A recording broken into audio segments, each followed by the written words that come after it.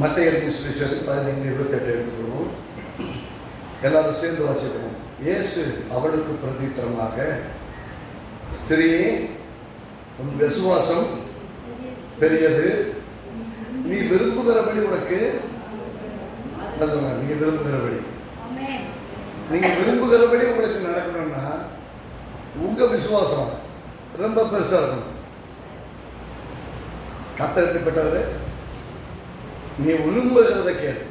நம்ம வீட்டில் என்ன பண்ணுவோம்? பிள்ளைகிட்ட உனக்கு என்னவா பிடிச்சிருக்கு, உனக்கு என்ன வேணும் கேட்டு வாங்கி கொடுப்போம் இல்லையா?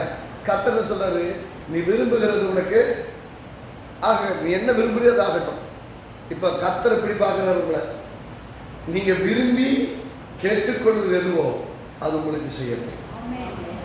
அப்படின்னா விருப்பம் என்பது உங்கள்கிட்ட தான் ஆரம்பிக்கணும். என்னவா இருக்குன்னு ஆசைப்படுறீங்க?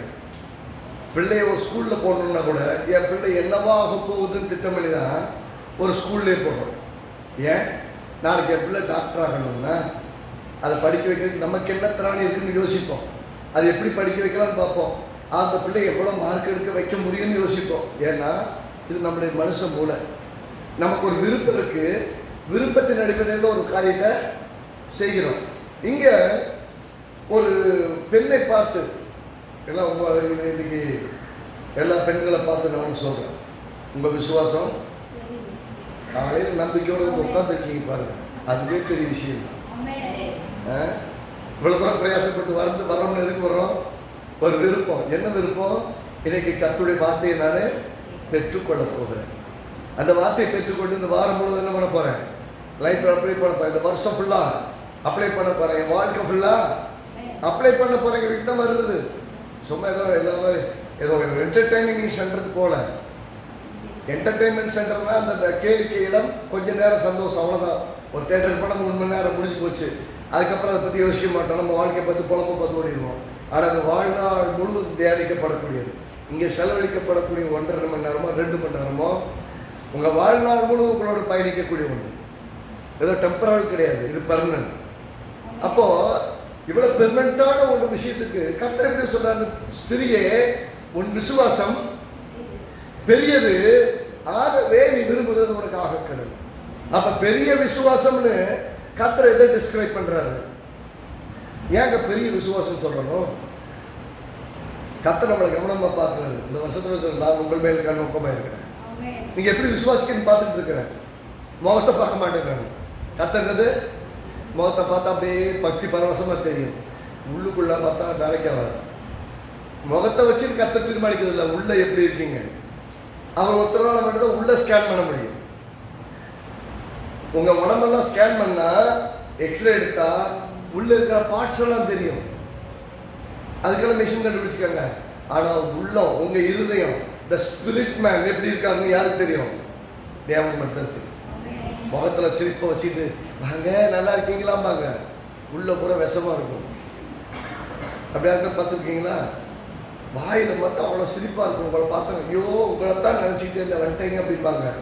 ஆனால் எதுக்கு தான் வந்துச்சோன்னு உள்ள நினச்சிட்டு இருப்பாங்க. ஏன்னா உங்களை பார்க்க பிடிக்கல, ஆனால் உங்களை பார்த்துட்டாங்க, வேற வழி இல்லை அப்படின்னு பேசுவாங்க. அது வந்து இருதயம். கர்த்தர் இருதயத்தை அறிகிறார். இருதயத்தில் எப்படி இருக்கு உங்க விசுவாசம் பார்க்குறாரு.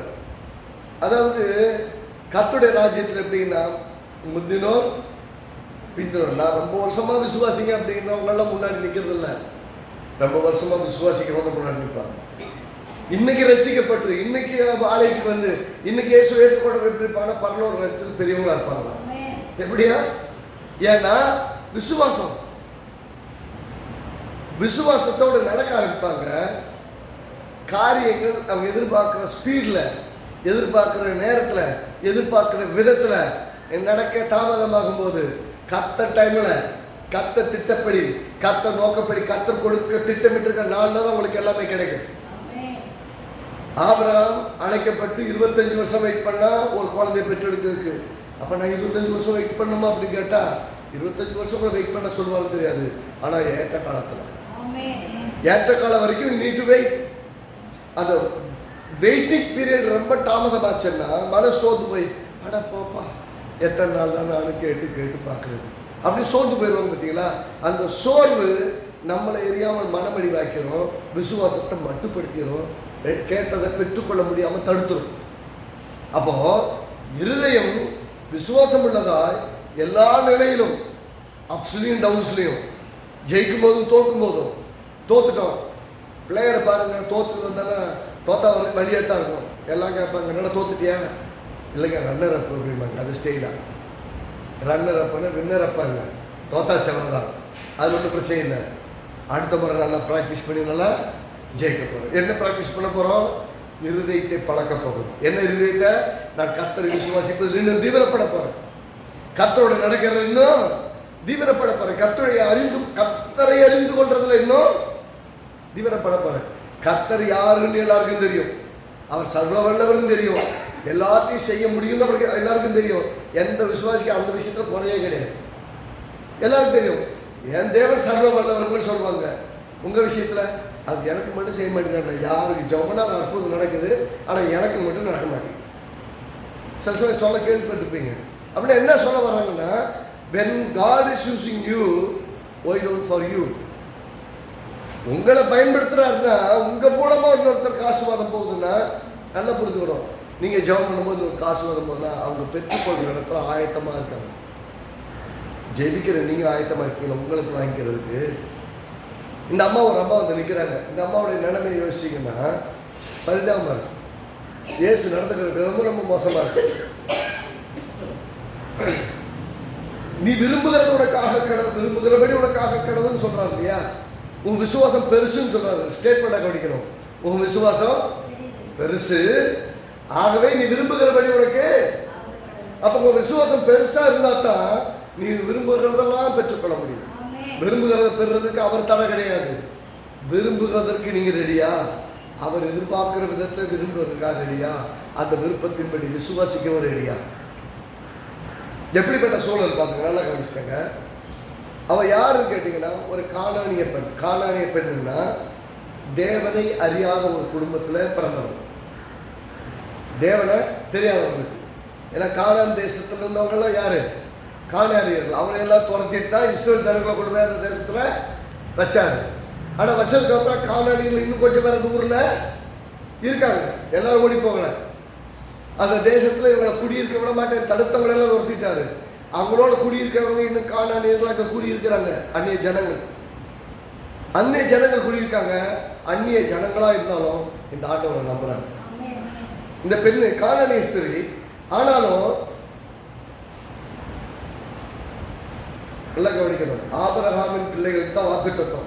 வாக்குத்தத்தின் மக்களுக்காக தான் இயேசு கிறிஸ்து உலகத்தில் வந்தார். ஆனால் மரித்தது உலகத்தின் முழு மனுபவத்துக்காக வந்தார். வந்தப்போ அவங்களுடைய ஜனங்களுக்கு வாக்கு பண்ணினார் தேவன், அதுக்காக வந்தார்.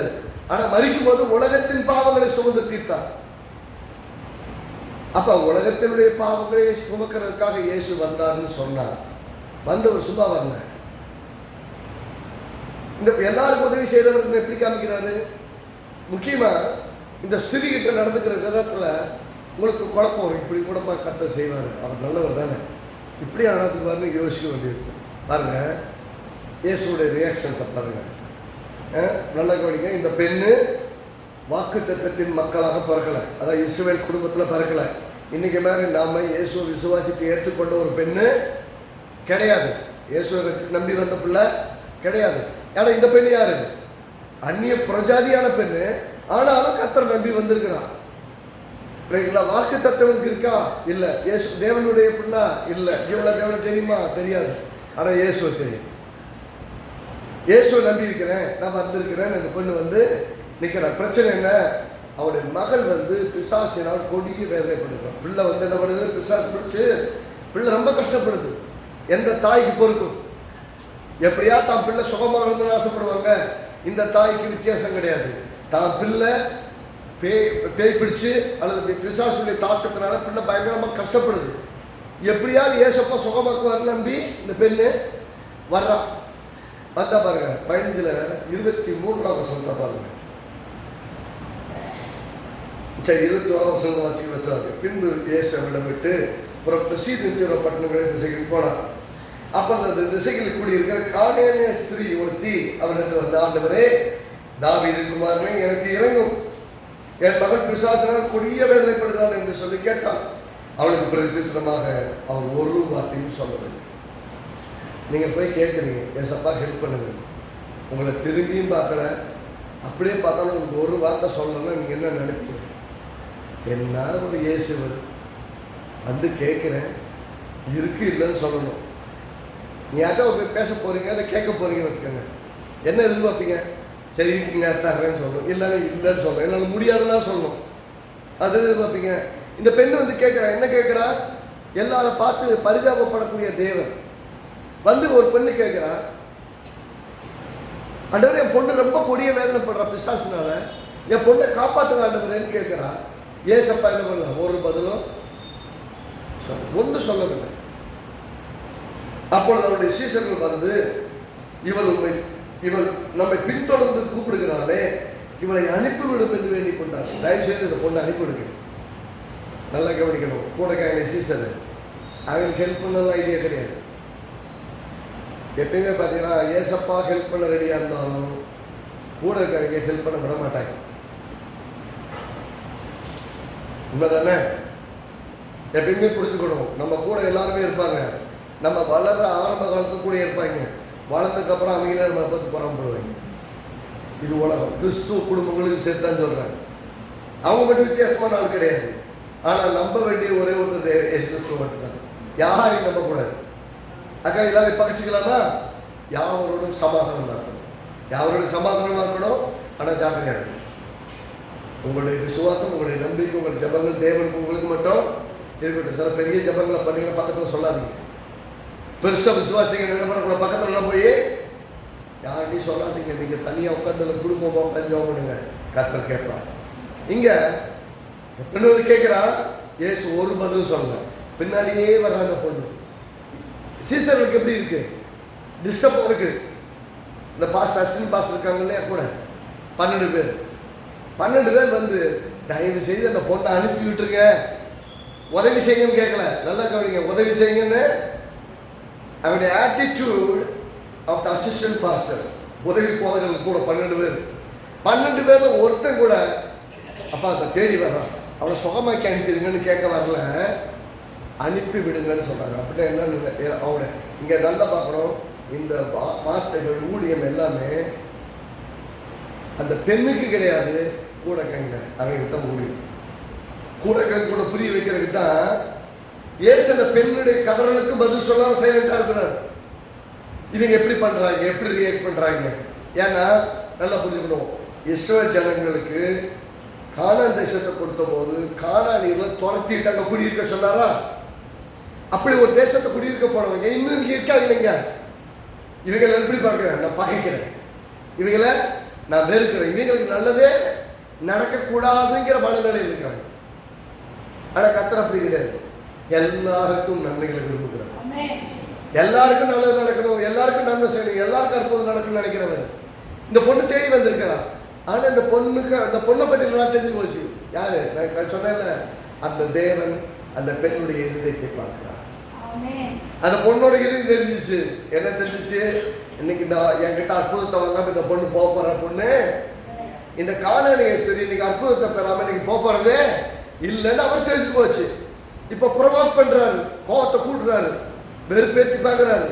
இந்த பொண்ணுக்கு எப்படியெல்லாம் வம்பிழுத்தா பேசல பாருங்க. ஏசப்பா எப்படி பேசுவாரான்னு கேட்டா, ஆமா உங்களை கோவப்பட வைக்கணும், என்னெல்லாம் பேசணும் என்ன பேசுவார். உண்மையிலே உங்களை கோவப்பட வைக்கிறது பக்கத்தில் இருக்காங்க பார்த்தீங்களா, கூட இருக்காங்க. நல்லா கொஞ்சிக்கணும். எனக்கு ஊழியம் வந்து கிறிஸ்தவங்களுக்கு தான் ஊழியம் இருக்கு. கர்த்தர் இருந்து கொண்டவங்களுக்கு தான் ஊழியம். இன்னைக்கு வார்த்தை வந்து யாருக்குன்னா வெளியே இருக்கவங்க கிடையாது, கர்த்தர் இருந்து கொண்டவங்களுக்கு. பெருசாக விசுவாசத்தோடு ஒரு பெண் வர்றாங்க. நீங்கள் அவங்கள பார்த்து இவங்க தகுதி இல்லாதவங்க இந்த அற்புதத்தை பெற நீங்கள் நினச்சிங்கன்னா நீங்கள் ஒரு நல்ல கிறிஸ்தவங்களே கிடையாது, நல்ல ஊழியக்காரங்களே கிடையாது. ஊழியக்காரங்களாக இருந்தாலும் அற்புதம் பெற தகுதி இல்லாதவங்க நீங்கள் எதை வச்சு முத்திரையிடுவீங்க? முழு உலகத்துடைய பாவங்களுக்காக சிலுவையில் மரித்த ஒரு ரட்சகர் அவர். எல்லாருக்கும் நன்மை செய்ய ஆசைப்படுறவர் அவர்.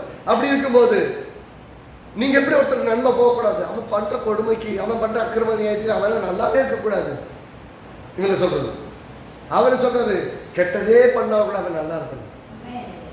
ஏன்னா அவனுக்காக உயிரை கொடுத்துருக்கேன் நான். அவன் ரட்சிக்கப்படணும், அவன் மாறணும், அவன் மீட்கப்படணும், என்னை அறிந்து கொள்ளணும் கர்த்தர் ஆசைப்படுறாரு.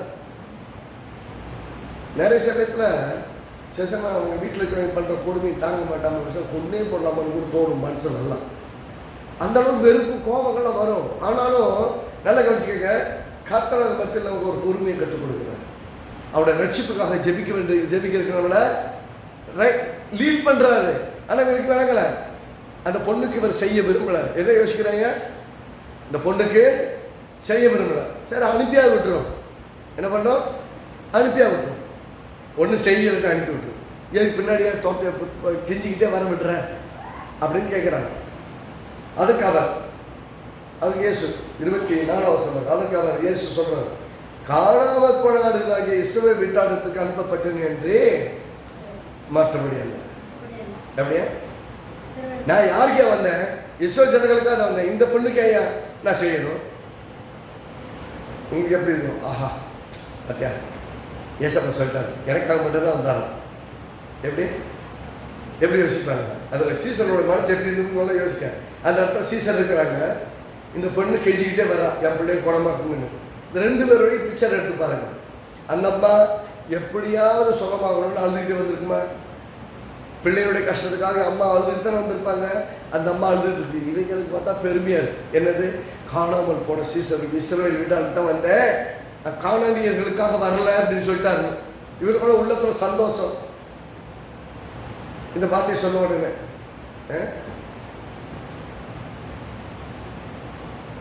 அந்த பெண்ணு, நான் காணாமல் போன இஸ்ரவேல் வீட்டாளத்துக்கு தான் வந்தேன்னு சொன்னேன். அந்த பெண் எப்படி பாருங்க.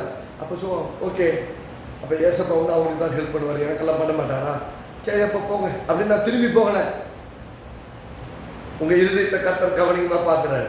நீங்கள் எப்படி பெர்சிஸ்டன்ஸ், புறக்கணிப்பு, உதாசீனம் பண்ணுறது, கூட கையில் வந்து ஜாம் பண்ண மாட்டாங்க, உதவி செய்ய மாட்டாங்க, அப்படி கைவிடப்பட்டிருக்க தனியாக நிற்கும் போதும், ஒரு ஆள் சப்போர்ட்டாக இருக்கும்போது இல்லாமல் இருக்கும்போதும் நீங்கள் எப்படி ஜெயிக்க முடியும்? அப்போ இன்னைக்கு ஜெயிக்க முடியும். இந்த பெண்ணை பாருங்க, 25 வசனம், அதற்கு அவள் வந்து, ஆண்டவரே எனக்கு உதவி செய்யும் என்று அவரை பணிந்து கொண்டான். நான் யாருக்கு வந்தேன், இஸ்ரவேல் வீட்டாளுக்கு தான் வந்தேன். நான் கானானியஸ்தருக்கு எப்படி உதவி செய்யறது, அப்படிலாம் புரஜாதிகளுக்கு நான் வேலை செய்ய முடியாது, உதவி செய்ய முடியாதுன்னு சொன்னால் உள்ள எனக்கு குஷி. ஆனால் அந்த அம்மா, என் பிள்ளைக்கு சுகம் கிடைச்சே ஆகும், இவரை விட்ட வர வெளியே கிடையாது. வந்து காலில் விழுகிறான், பணிந்து கொள்றான்னு அர்த்தம். முன்னாடி வந்து காலில் விழுந்து எப்படியாவது என் பிள்ளையை காப்பாற்றுங்க. அவரு இன்னும் பாருங்க, இன்னும் வெறுப்பேற்றுறாரு. இயேசு வெறுப்பேற்றுவாருன்னு கேட்டால் வெறுப்பேற்றுவார். உங்க விசுவாசத்தை தூண்டுறதுக்காக வெறுப்பேற்றுவாருன்னு கேட்டால் வெறுப்பேற்றுவார். நல்ல கவி. அடுத்து 26 வசனம் என்ன சொல்றாரு, அவர் அவளை நோக்கி, பிள்ளைகளின் அப்பத்தை எடுத்து நாய்க்குட்டிகளுக்கு போடுகிறது நல்லதல்ல. உங்களை பார்த்து யாராவது ஒருத்தர் நாயின்னு சொல்லிட்டான், அவனை உண்டுக்கு நினைக்கிற மாட்டீங்க, கிழிச்சு போடுற மாட்டீங்க. அன்னைக்கு அவன் செத்தான். யார் அப்படி பேசினாங்களோ, விருதுகள் என் பிள்ளைகளுடைய சாப்பாட்டை எடுத்து, அப்பம்னா சாப்பாடு நம்ம ஈஸியாக புரிஞ்சுக்கிற பாஷைன்னு சொல்கிறேன், நம்ம லோக்கல் வச்சு என் ஃபுட்டை எடுத்து, என் பிள்ளைகளுக்கு வச்சுருக்க சாப்பாட்டை எடுத்து நாய்க்கு எப்படி போடுவேன்? இந்த ஸ்டேட்மெண்ட் புரியுதா? எவ்வளோ கஷ்டமாக தடித்த வார்த்தைன்னு சொல்லுவாங்கள்ல, ரொம்ப மோசமாக பேசிட்டாங்க. என்னை பார்த்து நாயின்னு சொல்லிட்டாங்க. நாயின்னு சொன்னால் நம்மளால் தாங்க முடியாது, ரைட் தானே?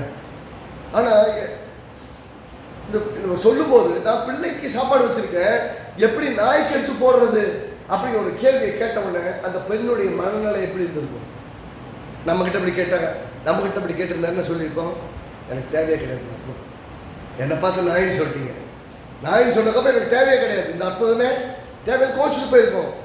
ஆனால் அந்த பெண்ணு தெளிவாக இருக்கிற இவங்களுக்கு என்ன தெரியும், கூட இருக்கிறவங்களுக்கு, ஆஹா நமக்குன்னு வச்சிருக்கிறத யாருக்குமே தரமாட்டேன்னு சொல்லிட்டார் இயேசு. ரொம்ப நல்லது இருந்திருப்பான். கூட 12 சீசர்களும் என்ன சொல்லிப்பாங்க, இயேசு ரொம்ப நல்லவரியா, ஏன்னா எனக்காக மட்டும்தான் வச்சிருக்காரு, எனக்கு வச்சிருக்க யாசுவாத்தை யாருமே தரமாட்டேன்னு சொல்லிட்டாரு. 12 பேர் சந்தோஷம் இருக்காங்க. ஒரு அம்மாவுக்கு உள்ளமெல்லாம் கொதிக்குது, என் பிள்ளைப்பா, என் பிள்ளை எப்படியாவது காப்பாத்துக்கிட்டு ஒரு அம்மா நிற்குது.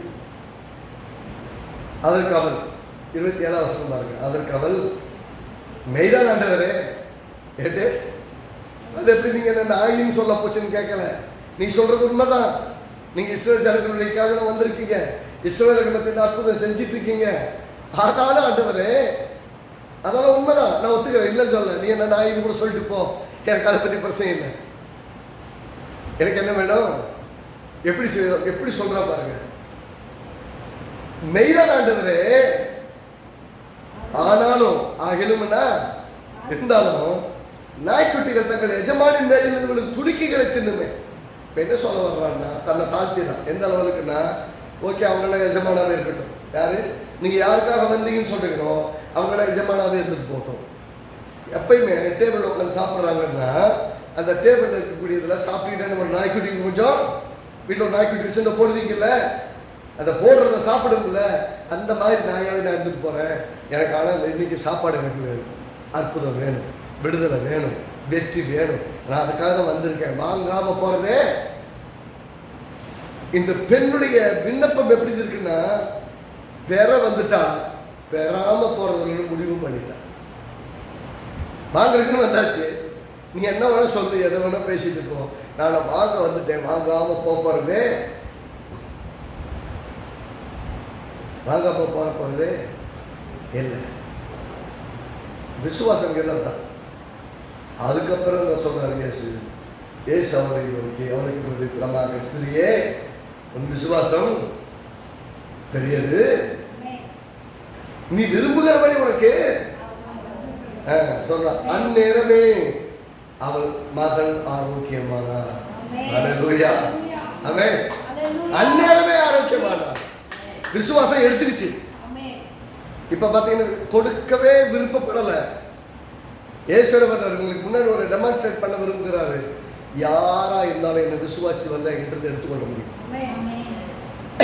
யாரா இருந்தாலும் அவங்க எப்படி தகுதி இல்லாதவங்களா இருந்தாலும் என்னை தேடி வந்துட்டா அவங்களால என்கிட்ட இருந்து ஆசீர்வாதத்தை எடுத்துக்கொள்ள முடியும், சுகத்தை எடுத்துக்கொள்ள முடியும், அற்புதத்தை எடுத்துக்கொள்ள முடியும். அப்படின்னு persistence in the midst of shameful situation. அவமானத்தின் சூழ்நிலைகள் மத்தியிலும் கர்த்தரை நம்பி உண்மையை இருக்கிறது. இந்த பெண் என்ன பண்ண நீங்க யோசிச்சு பாருங்க. நாமளா என்ன பண்ணியிருப்போம்? என்னை பார்த்து நான் ஈன்னு சொல்லிட்டு, என்னை பார்த்து சம்மந்தம், எங்கள் வீட்டுக்கே சம்மந்தம்னா உனக்கு எப்படியா செய்ய முடியும்னு சொல்லிட்டாங்க. ஆனால் கோவப்பட்டிருப்போம்ல. அடுத்து ஒவ்வொரு லெவலாக கேட்டுறாரு. அந்த கோபத்தை ஏற்றுறாங்க அப்படிம்பாங்கல்ல, என்னை வெறுப்பேற்றுறாங்க அப்படிம்பாங்கல்ல. ஏசு வெறுப்பேற்றுறாரு. எதுக்கு? அந்த பெண்ணுடைய விசுவாசத்தின் நிமித்தமா அவங்களால சுகத்தை பெற்றுக்கொள்ள முடியும் காட்டிருக்காங்க. புறஜாதிகளாக இருந்தாலும், தேவனை அறியாதவர்களாக இருந்தாலும், தேவனை ஆராதிக்கிறவர்களாக இல்லாமல் இருந்தாலும் இயேசுவை விசுவாசித்து வந்தால் சுகத்தை எடுத்துக்கொள்ள முடியும் என்பதை சீசர்களுக்கு காண்பித்தார். ஏன்னா இவங்க தான் போய் ஊழியம் செய்ய போறாங்க. இவங்களுக்கு விளங்கலைன்னா இப்படியெல்லாம் வர்றாளுக்கு எவனுக்கு ஊழியம் செய்ய மாட்டாங்க, அப்போது செய்ய மாட்டாங்க. இவங்களையும் கர்த்தர் நேசிக்கிறான்னு ஆசைப்படவே. அப்போ ஆசை எங்கிருந்து உருவாகுது? இந்த பெண்ணுக்கு நல்லா ஒரு தாய்க்கு தான் பிள்ளைக்கு விடுதலை கிடைக்கணும், அது டிமாண்டு, அவசியம். என் பிள்ளை பேய் பிடிச்சி கஷ்டப்படுறதை எந்த தாய் தான் பார்க்கும்? ராத்திரி மேலே கஷ்டப்படுறதை எந்த பெற்றோர் தான் பார்த்துக்குவாங்க? பார்க்க மாட்டாங்க, வேதனை. ஆனால் ஏசப்பா பார்த்துட்டு சும்மா இருப்பாரு, அவருக்கு செய்ய ஆசை. கூட இருக்கவங்களுக்கு நல்லா ஒன்று காமிச்சார்.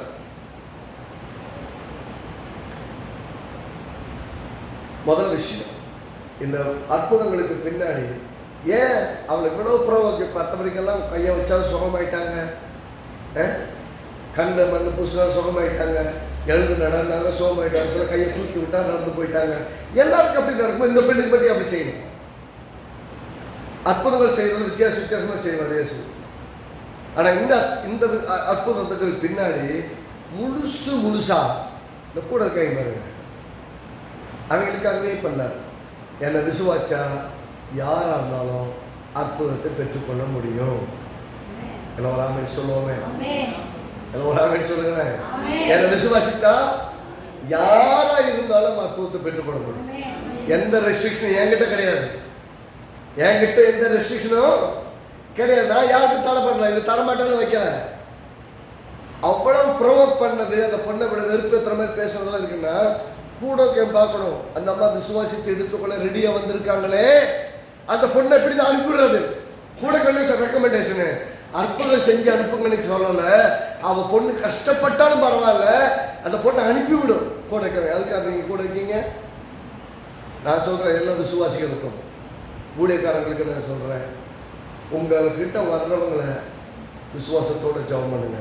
அவங்க எடுத்துக்கொள்ள தகுதியாக வந்திருக்கிறாங்க. பெற்றுக்கொள்ள தகுதியே இல்லைன்னு நீங்கள் யோசிச்சா கூட கொடுக்க ரெடியாக இருக்க ஒருத்தர் இருக்கிறார்.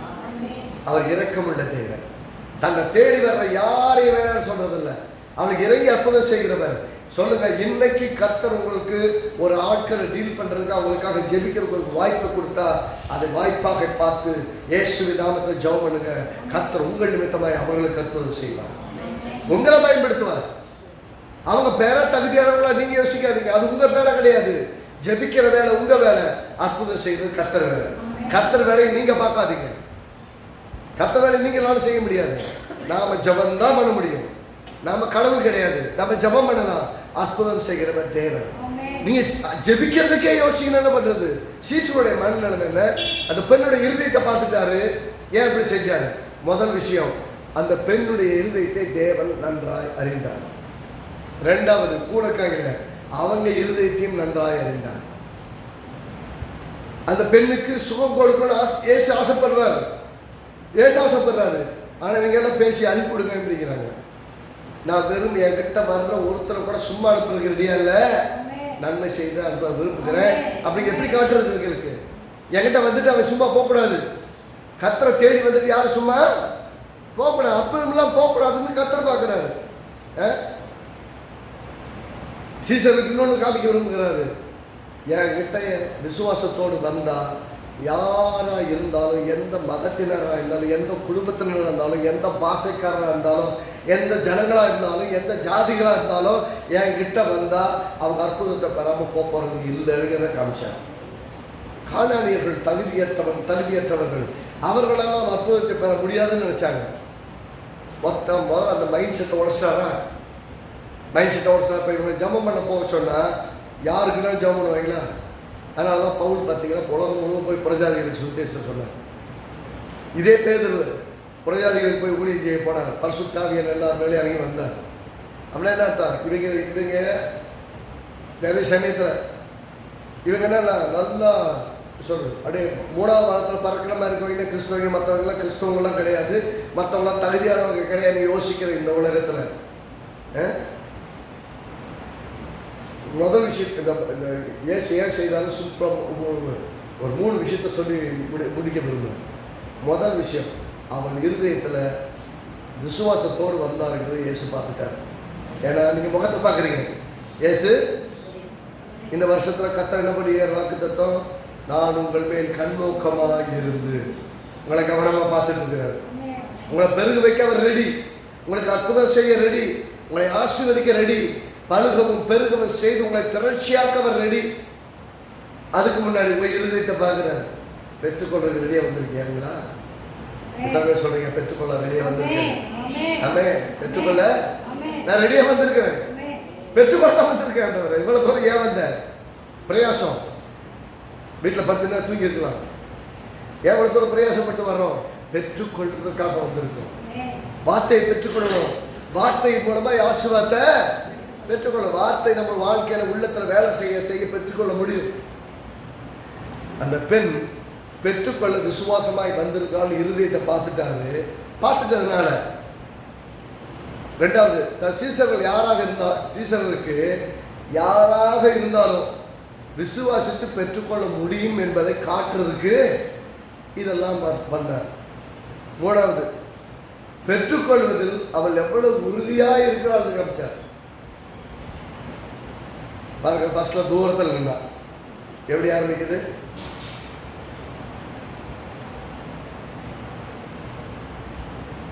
சொல்லுங்க. அப்பொழுது அந்த திசைக்குடைய காணாஸ்திரத்தில் வந்து ஆண்டவரே தாவீதுமாய் இருக்கிறோம் என்று என் மகன் பிசாசினால் கொடிய வேதனைப்படுங்கள் என்று சொல்லி கூப்பிட்டான்னு அர்த்தம். பக்கத்தில் இருந்தால் கூப்பிட வேண்டிய கிடையாது, சொன்னால் இருக்கும். ரைட்டா? கூப்பிட்டாங்க என்ன அர்த்தம்? தூரமாக இருந்து கத்துறா. பக்கத்தில் வர்ற தைரியம் கூட கிடையாது. நான் போனால் கிடைக்குமா, கொடுப்பாரா அப்படிங்கிற ஒரு மிகல பக்கத்தில் விடுவாங்களாங்கிற டவுட் இருந்தது. ஆனாலும் பெற்றுக்கொள்ளணுங்கிற விசுவாசம் மட்டும் உள்ள இருந்ததுன்னு கர்த்தர் பார்த்து தூரத்திலிருந்து கூப்பிட்டார். தூரத்திலிருந்தவர் திரும்ப வந்து காலில் விழுகிறார். அவர் நாய்க்குட்டிகளுக்கு போடுறத இருக்கு. நான் வீட்டில் பிள்ளைகளுக்கு வச்சுருக்க நாய்க்குட்டிகளுக்கு எப்படி போட முடியும்? ஐயா பிரச்சனை இல்லை, உன் பிள்ளை சாப்பிட்டுட்டு தெரிய செதறிட்டு போகல, அந்த மிச்ச மீதியை நான் சாப்பிட்டுக்கிறேன் அப்படின்னு அர்த்தம். உன் பிள்ளைகளுக்கு எல்லாத்தையும் வச்சுக்கப்பா, எல்லா அற்புதம் பிள்ளைகளுக்கு செய்யுங்க, மிச்ச மீதி எனக்கு கொடுங்க, என் பிள்ளை பொழைச்சிக்கணும். எந்த அளவுக்கு இறங்கிட்டாங்க? என் பிள்ளைக்கு பெற்றாகணும், என் பிள்ளைக்கு நான் கொடுத்தாகணும், என் பிள்ளை விடுதலையாகி ஆகணும். அதுக்கு நான் எதையும் செய்ய ரெடி. ஏன்னா நாயின்னு கூட சொல்லிட்டு போ, என்ன வேணா சொல்லி திட்டிட்டு போ, எனக்கு அதை பற்றி பிரச்சனை இல்லை ஏசப்பா, எனக்கு செய்யுங்க. அந்த பெண் பெற்றுக்கொள்ள ஆயத்தமாய் வந்திருக்கிற இருதயத்தை பார்த்தா, நீங்க மனச முகத்தை பார்க்காதீங்க, உங்க முன்னாடி வந்து நிக்கிற இருதயத்தை பாருங்க. அவன் பெற்றுக்கொள்ள ஆயத்தமாக இருந்தால் யாருக்கா அந்த விசுவாசத்தோட ஜெபம் பண்ணுங்க. கர்த்தர் உங்கள் வழியாக அற்புதங்களை செய்வார், உங்க மூலமா வாழ்க்கையை தூக்கி எடுப்பார், உங்க மூலமா சிறைகளை உடைப்பார். கர்த்தர் ஆசைப்படுறார். விசுவாசத்தோட வார்த்தைகளை தூண்டி விடுறார். அவன் விசுவாச வார்த்தையை தூண்டி விடுறார். ஒவ்வொரு வார்த்தைக்கு பின்னாடி அந்த பெண்ணோட விசுவாசம் குறையல. நல்லா கவனிங்க. ஃபர்ஸ்ட் என்ன கேட்கிறாரு? ஒண்ணுமே சொன்னார். அப்ப இவன் சும்மா இல்லை, திரும்பவும் கேட்கிறான். இல்லை நான் உனக்கெல்லாம் செய்ய முடியாது, நான் இஸ்ரவேல் வீட்டாக தான் வந்தேன், புரஜாதிகளுக்கு நான் வரலைங்கிறாரு. பரவாயில்ல வரேன். நான் மேஜர் நாய்க்குட்டிகளுக்கு எப்படி போடுறது, என் வீட்டில் இருக்க பிள்ளைகளுக்கு சாப்பாடு நாய்க்குட்டிகளுக்கு எப்படி போடுறது சொல்லும்போது அப்பையும் பார்த்தீங்கன்னா அவன் என்ன அடுத்த படிக்கு போறான். பெற்றுக்கொள்ள முடிவு பண்ணதுக்கு அப்புறம், பெற்றுக்கொள்றேன்னு வந்ததுக்கு அப்புறம் தூரத்துலேருந்து சமீபத்தில் இருக்கிறான். சமீபத்தில் இருந்துட்டு எப்படி பேசுகிறாங்கன்னா, அவன் பேசுறதுக்கு கோவப்படலை, டென்ஷன் ஆகலை, பெறுவதில் மட்டும்தான் கவனமாக இருக்கும். நான் சொல்கிறேன், உங்கள் விசுவாச வாழ்க்கை பயணத்தில் உங்களை பெற்றுக்கொள்ள விடாதபடி எத்தனை பேர் உங்களை கடுமையான வார்த்தைகளை கொண்டு பேசினாலும், உங்களை பெறவே மாட்டீங்கன்னு சொன்னாலும் பெற்றுக்கொள்வதற்கு ஆயத்தமாக இருங்கள். கொடுக்க ஒருத்தர் ரெடியாகவே இருக்கிறார். ஏசப்பையும் ரெடியா இருக்க சொல்லுங்களேன். அவன் கொடுக்க ரெடி, பெற்றுக்கொள்ள ரெடியா? எல்லாம் சொல்லுங்க, நான் ரெடியா இருக்கேன், நான் ரெடியா இருக்கிறேன், என் இருதயம் ரெடியா இருக்கான்னு கொடுத்தீங்கன்னா மொத்தமா உள்ள வச்சுக்குவேன். என் வீட்டில் பீரோல வைக்கிறோம் இல்லையா, மொத்தமா தூக்கி உள்ளத்துல வச்சுக்குவேன். உள்ளத்துல இருந்தா எல்லாம் வெளியே வரும் இல்ல, உள்ளத்துல இருந்து இருதயத்தை நிறைய வாயே பேசும், பேசுறதெல்லாம் உருவாகும். இல்லைன்னாலும் உருவாக்குவோம். எல்லாம் சொல்லுங்க, இல்லாட்டினாலும் உருவாக்குவோம். ஏன்னா உள்ள உருவாக்குற ஒருத்தர் இருக்கிறாரு. இல்லாதவரை இருக்கவங்க எப்போ அழைக்கிறவர் எனக்குள்ள இருக்கிறார். நான் சொன்னால் உருவாகும், நான் சொன்ன சுகமாகும், நான் ஜெபம் பண்ண பிசாசு போகும், நான் கட்டளை இட்டால் அது அப்படியே நடக்கும். சொல்லுங்க, நான் கட்டளை இட்டால். உங்களைத்தான் சொல்லியிருக்கேன், என்னை பற்றி பேசலாம். உங்களை பற்றி சொல்லி கையை ஊற்றி சொல்லுங்க, நான் கட்டளை இட்டால் அப்படியே நடக்கும். ஆமா, யோசுவா பார்க்குறான், சூரியனே நில்லு, சந்திரனே நில்லுக்கிறான். அது பயந்து போய் நின்று போகுது. சூரியன் சந்திரனும் ஐயோ இவொருத்தவங்க நின்றுச்சுட்டே நில்லுக்கிறான், அப்படி நின்றுது. ஏன்னா அந்த சூரியனுக்கு சந்திரனுக்கு தெரியுது, இவன் நீங்க ஜெயிக்க வேண்டியதான். நீங்க ஜெயிக்க வேண்டிய நாள் அன்னைக்கு தான். அப்படின்னா உங்களுக்காக சூரியனும் சந்திரனும் கூட மூடாது. நீங்க ஜெயிக்கிற வரைக்கும் அது நிற்கும். வெயிட் பண்ணும். இந்த பெண்ணு பெற்றுக்கொள்ள வேண்டியா வந்திருக்கிறா, பெற்றுக்கொள்ள ஆசையா வந்திருக்கிறா. இவன் விசுவாசத்தின் வார்த்தைகளை தூண்டி தூண்டி எந்த அளவுக்கு கொண்டு வந்துட்டான்னா, பெற்றுக்கிட்டு அவனுக்கு எடுத்து கொண்டு வந்துட்டார். வேளாண் போகல, பெற்றுக்கொள்ள வந்தவள் பெற்றுக்கொள்ற வரைக்கும் விடல. ஒரே விசுவாசமா நிற்கிறா. நீங்க கொடுக்க வேணும், நான் போறதில்ல. நீ கொடுக்கலன்னா நான் போறதில்ல. நீ நான் கூட சொல்லிட்டு போ, மிச்சம் மீதி கொடுக்கல, அதுல எனக்கு கிடைக்காதா? மொத்தத்தும் பிள்ளைக்கே கொடு, மிச்சம் மீதி கிடைக்கும்ல, கீழே போடுவீல்ல, கீழே போடுறது என்கிட்ட கொடு, நான் சாப்பிட்டுக்கிறேன். இவன் எந்த அளவுக்கு போயிட்டுன்னா, வாங்க வந்துட்டேன், நீ தட்டில் போட்டு மேஜர் உட்கார வச்சு சாப்பாடு கொடுத்தாலும் நான் சாப்பிட்றேன். நீ இல்லை, நீ அப்படியெல்லாம் பண்ண மாட்டேன், நான் கீழே தான் போடுவேன்னா கூட பரவாயில்ல, கீழே போட்டாலும் பரவாயில்ல, நான் பெறாமல் எனக்கு போடுறது. எந்த அளவுக்கு விசுவாசம் போயிடுச்சுன்னா எந்த ரீதியிலாக எனக்கு கொடுங்க. ஆனால் நம்முடைய தேவன் எப்படி சொன்னார்? தரையில் போட்டேமா நக்கி எடுத்துக்காம நான் சொன்னார், நாய்க்குட்டி மாதிரி. அவருக்கு விசுவாசம் பெருசுமா. எப்படி எல்லாம் சொல்லுங்க, உங்க விசுவாசம் பக்கத்துல சொல்லுங்க, உங்க விசுவாசம் பெருசு. அண்ணே பக்கத்துல சொல்லுங்க, உங்க விசுவாசம் பெருசுன்னு சொல்லுங்க. ஏன் சொல்றேன்னா, சும்மா கிடையாது, காலையில் இவ்வளவு தூரம் வரணும்னால பெரிய விசுவாசம் வேணும். அவன் விசுவாசம், உங்க விசுவாசம் பெருசு, ஆனா உங்களுக்கு தெரிய மாட்டேங்குது. என்னது உங்க விசுவாசம்? உங்க விசுவாசம் ஆனால் உங்களுக்கு தெரிய மாட்டேங்குது. சொல்லுங்க, எனக்கு தெரிய மாட்டேங்குது. என் விசுவாசம் எவ்வளோ பெருசுன்னா மழையவே பேத்துரும், மழையவே பேத்துரும். ஆனால் எனக்கு என்ன பயணம், இந்த மழை போயிருமா, இந்த மழை போயிடுவான்னு யோசிச்சு எந்த மழையாக இருந்தாலும் போகும். மழை போலக்கு பிரச்சனைகள் போயிடும், மழை போலக்கு தேவைகள் போயிடும், மழை போலக்கு கடன்கள் போயிடும். அது எப்படி போச்சுன்னு தெரியாது. விசுவாசிக்க ஆரம்பிச்சிங்கன்னா, இல்லைங்க நான் கடன் வாங்குறது இல்லை, கடன் கொடுக்கறவன தான் இருப்பேன். நான் உங்களுக்கு நிறைய கையை உயர்த்திட்டேன், யாருக்குமே கையேந்தி கடன் வாங்க கூடாது. நான் கொடுக்கறதுக்கு தீர்மானம் பண்ணிட்டேன். இனிமேல நான் கொடுக்க மட்டும்தான் செய்வேன். கையேந்தி யார்கிட்ட நிக்க முடியாது, நிக்க மாட்டேன் நீங்க பேச ஆரம்பிச்சிட்டீங்கன்னா கர்த்தர் கையேந்த விட மாட்டேன். எப்படி செஞ்சுப்பார் தெரியாது, ஆனா கையேந்ததுக்கான சூழல் வரைக்கும் போகும். கையேந்தியே ஆகணுங்க நிர்பந்தமான நிலைமையில வரும். யார்கிட்டயாவது கேட்டு வாங்கியாவது செஞ்சிடலாமான்னு புத்தியெல்லாம் சொல்லும். இந்த மண்டை ஏகப்பட்ட வேலை செய்யும். என் ஆத்துமாவே ஏன் எனக்குள் கலங்குகிறா, ஏன் எனக்குள்ள டென்ஷன் ஆகிற, அமைதியாயிரு, நான் நம்புறது அவரால். என் புத்தி சொல்லுது கையை நீட்டி அதே காசை வாங்குது, என் ஆதி சொல்லுது கர்த்தரை நம்பி இருக்கிறேன், அவரால் எனக்கு எல்லாம் வரும். அப்ப கர்த்தரை நம்பி வாழ்ற வாழ்க்கை தான் வெற்றி வாழ்க்கை. கர்த்தரை நம்பினா அப்ப பாருங்க, பெற்றுக்கொள்ள அவர்கள் எவ்வளவு உறுதியாயிருக்கிறார்கள் என்பதை, விசுவாசத்தை வார்த்தைகளை தூண்டி விடும்படிக்கு அப்படி திரும்ப திரும்ப பேசி அவனை விசுவாசத்தை வர பண்ணி, விசுவாசத்தின் வார்த்தைகளை பேச பண்ணி, அதுக்கப்புறம் அவர் வார்த்தையே கிடையாது. அதுக்கு மேலே என்ன சொல்றது, கூட கூட பார்த்துருப்பாங்க. அப்பா என்னன்னு சொல்றப்பா, இந்த பொண்ணு உண்மையிலே விசுவாசம் பேசுதான்ப்பா அப்படின்னா, காணானி ஸ்திரீங்கிறது முக்கியம் இல்லை. Your identity is not important. நீங்க யாருங்கிறது முக்கியமே இல்லை. கர்த்தருக்கு விசுவாசித்தான் பெற்றுக்கொள்வீங்க, அவ்வளவுதான். He is not respect of person, he is respect of faith. அவர் யார் இதை மதிக்கிறாரு, அவர் மனுஷங்களெல்லாம் பார்க்கறது, விசுவாசம் மதிக்கிறாரு. அதனால்தான் அவர் என்ன சொல்றாருன்னா, உன் விசுவாசம் பெருசு. என் கூட கேங்க, இவங்க எப்படியாவது தாட்டி விடலாம், அனுப்பிட்டுலாம், அற்புதம் இல்லாமையே போயிடலாம். உன் பிள்ளை வியாதி பிசாசு பிடிச்சே வாழ்க்கை ஃபுல்லாக கிடைக்கட்டும் தான் பக்கத்தில் போய் பார்க்குறாங்க.